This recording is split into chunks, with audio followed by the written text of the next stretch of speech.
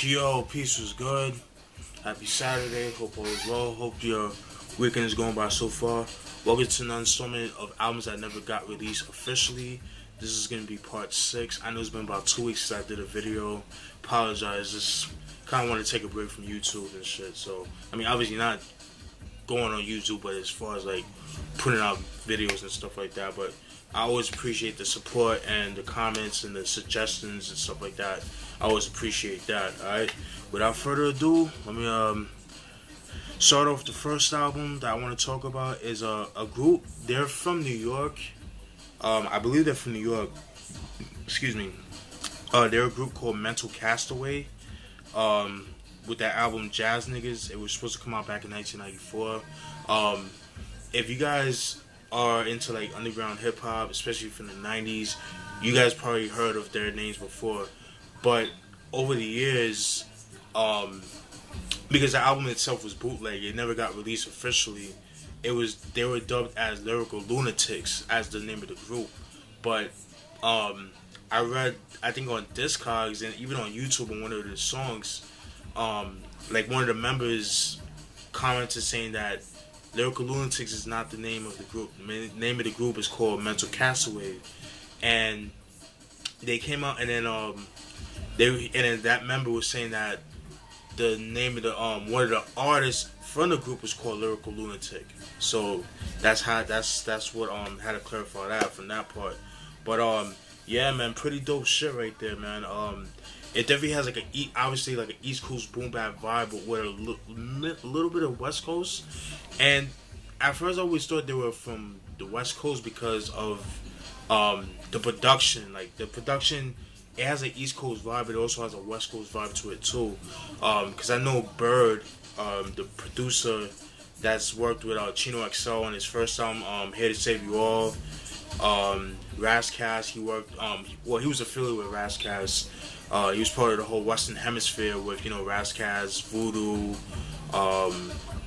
Bird himself, couple of Mean Green, cats like that. Used to work with them, and he had like a certain sound, like cause he was using the SP1200, and there's a song on here. I forgot the name of the song, but they actually had a song. I think the song was called "Nigga." I think is the name of the song, and it features Razzcast, and Bird did the beat on that too. So that's why I thought they were from the West Coast. Cause I think that member also said that it was recorded in New York and it was also recorded in the West Coast. So that's why it has like that sound to it. But yeah, man, very very dope. Very jazzy, boom bap kind of hip hop, but rugged at the same time. Very very dope. There's a song on that album called "Understand Me." I love the way that shit sounds, man. That shit is so dope. So definitely check it out. It's called Mental Castaway with Jazz Niggas. Jazz Niggas is the name of the album. Mental Castaway is the name of the group. Like I said, like for years they were called Lyrical Lunatics, but that's the name of one of the members of the group. So, but yeah, that's number 1 with Mental Castaway. Jazz Niggas, released in 1994. It was supposed to come out in 1994. The second album, Intelligent Hoodlum with Black Rage. You guys should know who Intelligent Hoodlum is. I did a review on his first 2 albums. Intelligent Hoodlum, aka Tragedy Khadafi or Tragedy at this point. What a lot of people don't know is that the second album, the Saga of a Hoodlum, was actually called Black Rage, but Tragedy, he had to change the name because of what was going on back in the early 90s, like around 92. With the Rodney King and the LA riots and a lot of racial tension at that time. With the whole cop killer, controversy that was going on at that time. So that definitely affected his album. And there's an independent record label. I did it from the UK, if I'm not mistaken. They're actually called, the name of the record label is called Diggers with Gratitude, and they put out a 2 series, like a 12-inch pretty much of songs that were released that were on the Black Rage album that didn't make it on the retail version of the album. And there's some songs that are on Saga of a Hoodlum that was on Black Rage, but it was like alternate mixes, like, you know, might be like, you know, it was like arranged different, like, you know, maybe like it was like kind of like more stripped down, like that kind of thing. So but yeah, it's pretty dope stuff, man. I would love for, you know, Tragedy to put that out eventually, you know, put it like on a CD or something, put it out officially, you know what I mean? I mean, it's been put out, but, you know, just only on vinyl. It hasn't really been put out like on CD or cassette or anything like that. I don't even know if it's on iTunes or anything like that. I don't know if it's out digitally, but yeah, man. Yeah, but like I said, the original title of the album was called Black Rage, and it was supposed to come out in '92, but it never came out. Another thing too, Tragedy Khadafi was saying that his name Intelligent Hoodlum was never his name. It's what the record label that he was with at the time, I think it was with A&M Records at the time, they ran with that because that was like more appealing to the masses, and it was better like marketed. It was more marketable to put as Intelligent Hoodlum to turn down the road.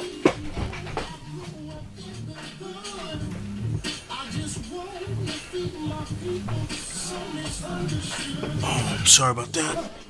Yeah, so it's the name Intelligent Hoodlum was like more marketable compared to Tragedy, you know what I mean? So it made sense, you know what I mean? So his name was never Intelligent Hoodlum. That was just the name of, you know, the album, but also they ran with the name Intelligent Hoodlum because it was like more suiting and stuff like that. But yeah, Black Rage with Intelligent Hoodlum or Tragedy. Yeah, man, pretty dope stuff. I mean, some of the stuff you can find on YouTube. And also too, they had a song. He had a song called Bullet that was on the Black Rage album, or in this case on the vinyl. You know, sort of about killing George Bush and stuff like that, or the attempt and stuff like that. So, you know, and at the time, like around 91, 92, you know, George H. Bush, you know, George Bush Sr. was a president at the time. So, you know, they had to cut that out, you know. But, yeah, so that's Intelligent Hoodlum with Black Rage. It was supposed to come out back in 1992. Number 3, Nature with For All Seasons. Yes, the album did come out, but there was another version of the album that never saw the light of day, because originally the album was supposed to come out back in 1999, but it got getting pushed back. You know what I mean? Just label politics and stuff like that, and you know the whole thing with the firm, and you know that whole thing was like all messy and stuff like that. And then, you know, when the album came out, it was a good album, but it was a little bit disappointing, only because of the fact that, you know, you had songs like Magic and Bird, like Queen Style, or Triple Threat, you know, with Nas, Noriega, and Nature himself, and you would think that song would have been on For All Seasons, but that never came out. You know, songs like what's that song? Summer Cookout with him and Nas, like, it was just so dope, man. But, you know, unfortunately, those songs never made the album, and you know, they obviously took out a lot of songs, and yeah, they took out a lot of songs, they made new songs, and that's what caused a lot of the album to get pushed back, and eventually the album ended up coming out back in 2000. I think like mid to late 2000 it came out, and the album was cool. You know, you had the songs Ultimate High, which was pretty cool. We Ain't Friends, which was pretty dope. But I would have loved for the original version to come out, you know, with songs like Magic Bird, Triple Threat, or Queen Style. But, you know, it is what it is. But there is a mixtape out. I think it's on Dat Piff, or you can find it on Bandcamp. It's called Queen's Classic, and it's pretty much songs that he recorded, you know, around that time, like 97, 98. You know, songs like that, and that's Nature Shines, you know, Magic and Bird, you know, songs like that. Like all the stuff he did for the Clue tapes, for the mixtapes and stuff like that, all the exclusive joints, you can find on that mixtape, Queen's Classic, and they are in studio quality, so which is pretty dope. Pretty dope. Like that mixtape or whatever it is, or the compilation album, is what the first album should have sounded like, in my humble opinion. I mean, there were some other songs, like later songs and stuff like that, but there was a lot of the songs that were recorded in the late 90s that should have been on the first album, or what the first album should have sounded like. But, with dealing with, track masters, they ain't trying to do that whole street shit like that. They're more prone to the radio, even though they did street stuff, like, they do it well, but you know what I'm trying to say, but, Steve Stout, he ain't about all that street shit, so. But yeah, so that's Nature for All Seasons. That's number 3. Number 4, Lil Kim with the Notorious K.I.M. The story with that album, I've mentioned it before on one of my CD collections when I copped the album, but I'll say it again for those that didn't see it. Originally, the album was supposed to be called Queen Bitch. It was supposed to come out back in 1999, but for obvious reasons, she had to change the name to Notorious K.I.M. And the album was supposed to come out back in 1999, but it got pushed back because, just like with the Nas I Am album and the Murder Music album, the album got leaked, and I think there's about 10 to 12 songs that got leaked, and it got leaked on mixtapes, on Napster, all those file sharing programs at the time, Kazaa, stuff like that. It was put out, and she had to redo she had to redo the whole album, and that's why the album came out the way it did. And honestly, I mean, you could find those songs. There's a mixtape, with those songs that were leaked from the original album that you can find on YouTube. I think it's called Kim, The Lost Tapes, I think it's called, and it's pretty much songs that were from the original version of Notorious K.I.M. And honestly, the leaks were okay. They weren't all that. It's kind of good that she scrapped those songs, because some of those are kind of mediocre. The songs on the retail version, to me, is a lot better than the leaks, in my opinion. But yeah, that's Lil Kim with Notorious K.I.M. It was supposed to come out in 1999, but got pushed back in 2000, up to 2000. Number 5, Cameron with S.D.E, Sports Drugs and Entertainment. That was his second album.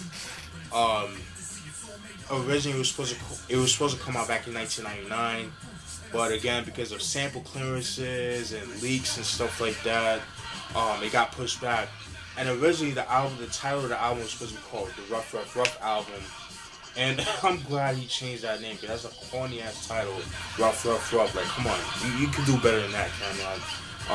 Sports Drugs and Entertainment sounds more fitting, especially for his situation, like him being into him playing basketball, playing for high school, playing basketball for college until he dropped out, him selling drugs, things like that, and then him being in the entertainment business. I mean, it's more fitting for his thing. So I'm glad he changed it to that.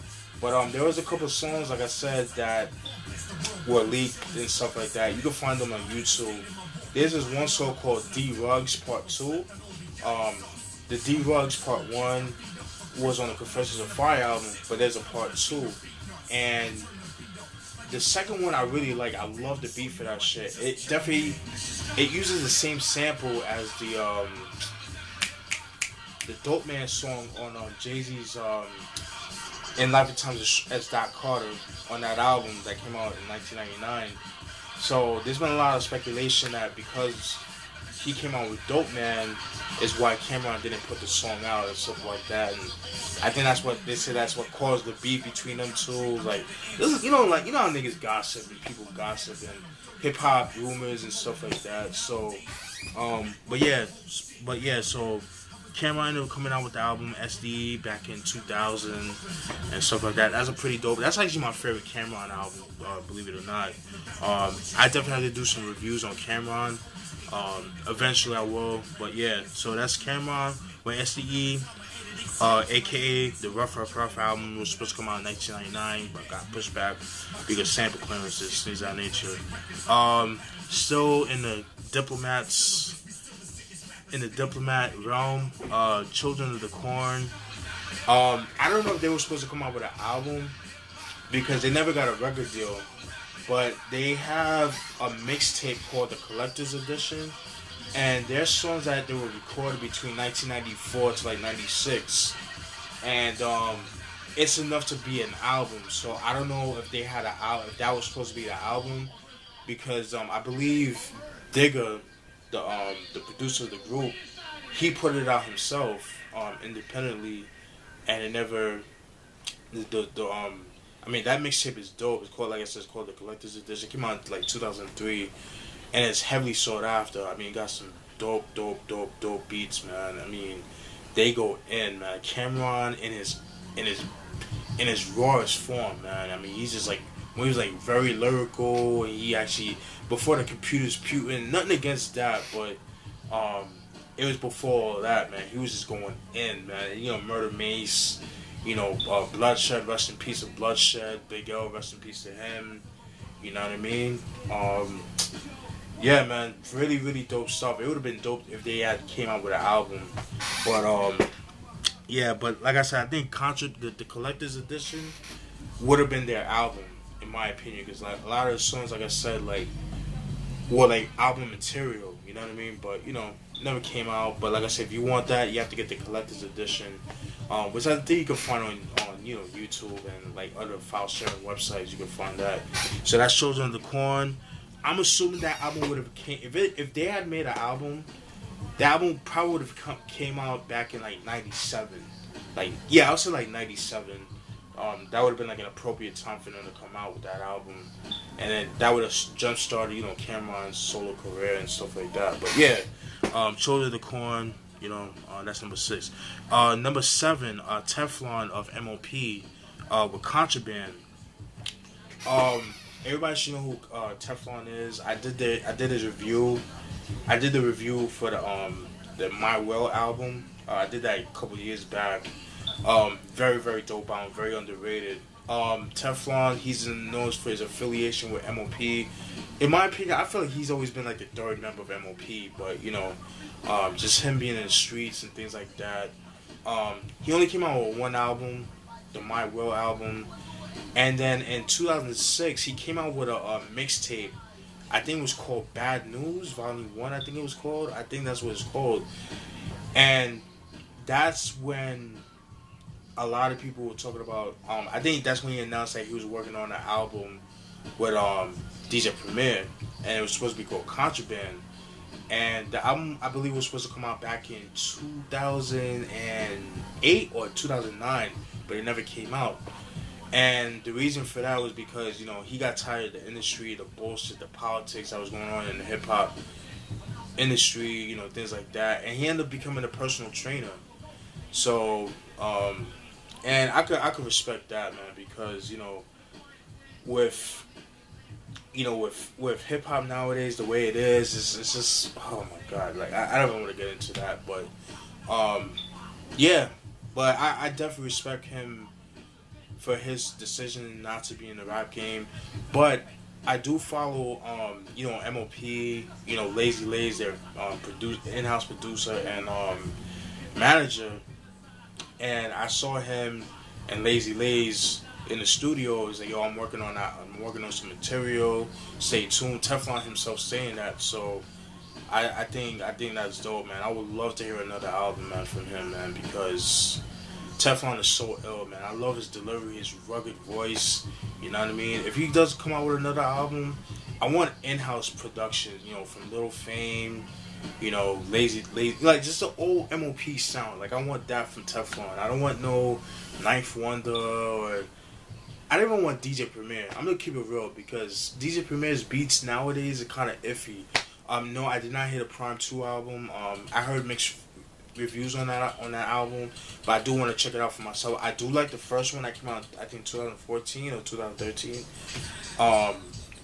But yeah, so that's Teflon with Contraband. That was supposed to come out back in 2008, 2009. Number 8, Jungle Brothers with Crazy Wisdom Masters. That was another album that was supposed to come out back in 1992. But that got shelved because the album was way too abstract for Warner Brothers, because that was the record label they were under at the time, Warner Brothers. It was very, very abstract. And then eventually the album ended up becoming Bees with the Remedies, that came out in 93, which was pretty whack in my opinion. I didn't really like that album. I know they had that single 40 Degrees Below, I think it was called. It was a very hard listen to that. It was a very hard listen. Well, with Crazy Wisdom Masters, it was pretty much almost the same. The best way to describe that album, production-wise, it was kind of like, I'm pretty sure you guys heard of Death Grips. It was something like that. So imagine Death Grips back in 1992, 1993, and you have Crazy Wisdom Masters, and that's what the album would have came out as. But I think in 2010 they came out with a 12-inch or like a 7-inch of songs that were on the album, and they put it out independently. And some of those songs you can hear on YouTube. So, but yeah, I could see why they didn't put it out. I mean, it was definitely a way ahead of its time at the time, especially in '92. But if that album came out today, I think it would have been more acceptable. But in 92, 93, definitely not. So that's why they scrapped that and they put out Beats with the Remedies. But that album was whack too. So, but yeah, that's Jungle Brothers with Crazy Wisdom Masters. That was supposed to come out in 1992. Number 9, Council Era. That was Jaz-O's side project. Jaz-O or Big Jazz of Rockefeller Records at one point. Jay-Z's head honcho or right hand man at the time. It was a group that he put out back in the he was working with back in the 90s, late 90s, like 97, 98, and they were supposed to come out with an album. It was supposed to be called Council Era, but it never came out. Just due to politics and I'll post it down in the description box. It was just like a lot of shady shit told, when it came to Jaz-O. A lot of shady business that he was doing, especially like behind the group's back and stuff like that. Like pretty much he was trying to capitalize all the money, and they wouldn't, and they won't see any type of money, him getting credit. It's on uncut.com. I'll post a link in the description box. Like one of the members was saying like how Jaz-O, like I say, he was trying to make it all about him and not about the group. Like the Jazz and Immobility album, that Immobility album that he came out with back in 2002, Kings County. One of the groups exposed Jazz, saying like that album was like, it was just a Jaz-O album. It was never, there was no such thing as the Immobility album. It was just him. It was just him trying to capitalize off money and some shit. Like, it was a really interesting interview. You know what I mean? But like I said, I'll post it down in the description box and uncut. But the album, it never came out. It was supposed to come out. I think only promo copies came out, but the album officially never came out. So in that link that I'll post about the interview, they actually have a download link where you can download the album and stuff like that. I haven't heard the album yet, but I could imagine it being really good. So, but yeah, that's Council with Council Era. That was supposed to come out back in 1998. And the last album for the video is Sah-B, some old Sah-B shit. Excuse me. That was the album that was supposed to come out back in 1994. Sah-B, her, I believe she's from Jersey. She's known for affiliation with the Lords of the Underground. She should roll with them. Lords of the Underground, K-Def, Marley Marl, that kind of thing. She was part of that whole movement that they had at that time in Jersey. And, yeah, the album never came out, that album, like, she had that one single, Summer Day, which there's a dope video for. I believe K-Def did the beat for that. It definitely sounded like a K-Def beat. But yeah, really, really, really dope, man. I mean, the album, I think, was leaked. I'm still trying to find that album. Can't find it anywhere online. If you guys got a link to that, let me hear that because I want to hear that shit. But yeah, very very dope. Like just based on some of the songs I've heard that's been leaked, it definitely, like I said, it definitely has that mid '90s K-Def sound that we all love. You know, things of that nature. And that's pretty much it, guys. Definitely stay tuned for more videos, man. My apologies for the not being as consistent, but like I said, it's been lazy. Just kind of want to take a break. But that's pretty much it, guys. Hope you guys enjoyed the video. All right, peace.